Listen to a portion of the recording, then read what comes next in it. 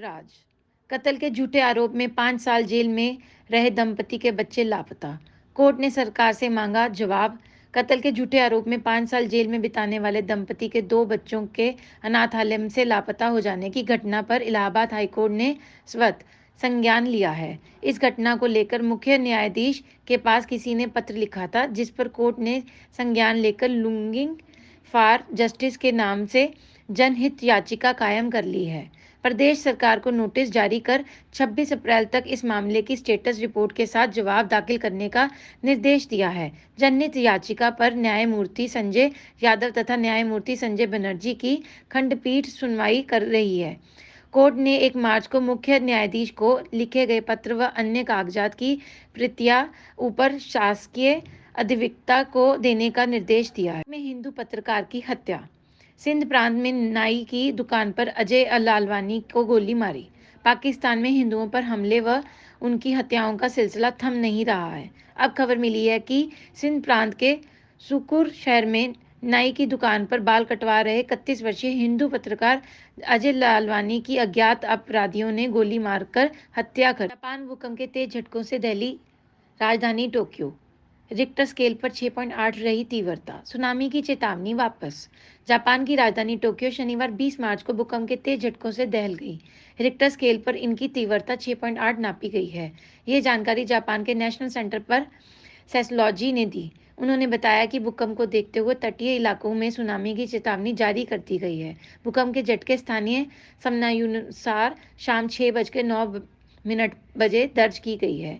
इसका केंद्र प्रशांत महासागर के म्याई क्षेत्र में 60 किलोमीटर अंदर था। भूकंप केंद्र जे में ने पहले सुनामी की चेतावनी जारी की थी, लेकिन कुछ देर बाद इसे वापस ले ली। पूरी खबर। 27 मार्च से 4 अप्रैल तक सिर्फ 2 दिन खुलेंगे बैंक। देखें पूरी सूची। यदि आपको बैंक का कोई भी जरूरी कार्य करना है तो ये खबर आपके लिए बहुत महत्वपूर्ण है।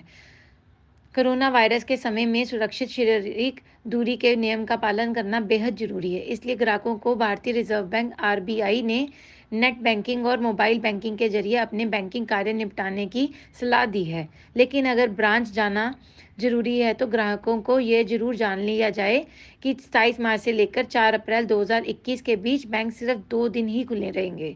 इसके लिए अगर आपका कोई भी कार्य शेष है तो उसे इस सप्ताह निपटा लें। रिटर्न मुश्किलों से बचना है तो 31 मार्च तक निपटा लें 10 काम।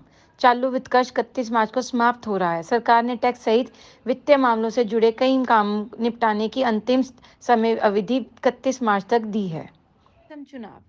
राहुल गांधी ने जारी किया कांग्रेस का घोषणा पत्र। सीएए खत्म करने समेत 5 गारंटी। कांग्रेस नेता राहुल गांधी ने असम के गुवाहाटी में कांग्रेस कार्यालय में पार्टी का घोषणा पत्र जारी किया। इस मौके पर राहुल ने कहा कि हमने आपको आज 5 गारंटी का हथियार दिया है। ये घोषणा पत्र असम की जनता की आवाज है। ये असम की जनता की रक्षा करेगा। घोषणा पत्र में नागरिकता संशोधन कानून यानी सीएए खत्म करने समेत 5 गारंटी दी गई है। घोषणा पत्र में कांग्रेस ने दी ये 5 गारंटी।